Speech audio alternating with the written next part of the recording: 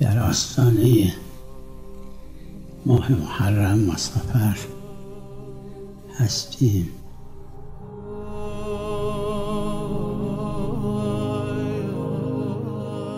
با امید اینکه خدای عز و جل عنایت خاصه‌ای بفرماد در تعجیل ظهور حضرت.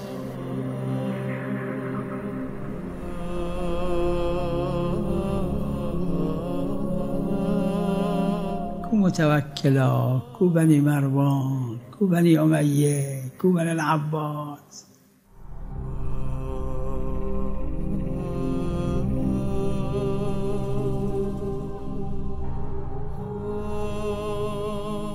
کمک نکنه خدای عز و جل نفرین اشرف اولین و آخرین قبول نمیکنه. وقت دعای این آدم را قبول میکنه.